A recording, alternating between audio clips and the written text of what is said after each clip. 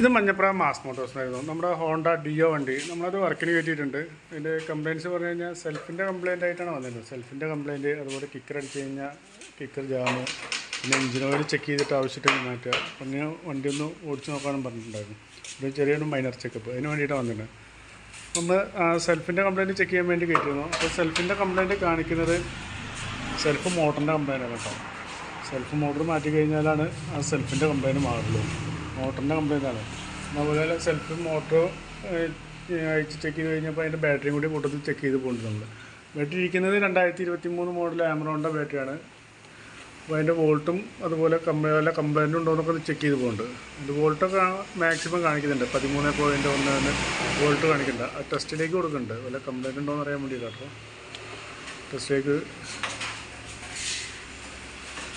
നിലവിൽ ബാറ്ററിക്ക് കുഴപ്പമില്ല, battery okay ആയിട്ടാണ് കാണിക്കുന്നത്. ബാറ്ററിക്ക് കംപ്ലയിൻ്റ് ഇല്ല.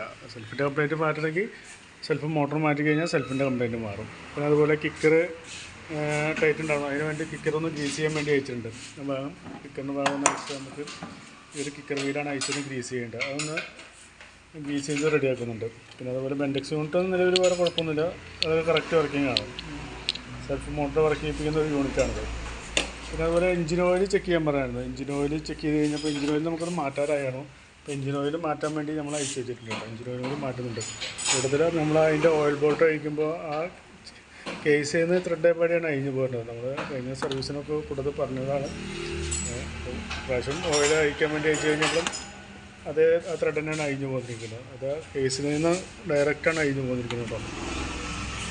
പിന്നെ വണ്ടി ഒന്ന് ഓടിച്ച് നോക്കിയപ്പോൾ വണ്ടി നല്ല രീതിയിൽ വെട്ടൽ കാണിക്കുന്നുണ്ട്. വെട്ടൽ മെയിൻ കംപ്ലയിൻറ്റ് ആദ്യം ഈ ടയറൊന്ന് മാറ്റിയിട്ട് നോക്കാം. ടയർ മാറ്റിയിട്ടിട്ട് ഒന്ന് ടെസ്റ്റ് ചെയ്ത് കൊണ്ടുവരും. നമുക്ക് ചെറിയൊരു ഫോർക്കിന് ചെറിയൊരു പ്രശ്നം കാണിക്കുന്നില്ല. ആദ്യം ടയർ എന്തായാലും മാറ്റണം. ടയർ മാറ്റിയിട്ടിട്ട് കംപ്ലയിൻ്റ് ഇല്ല, അത് അങ്ങനെ റെഡിയാക്കാം കേട്ടോ.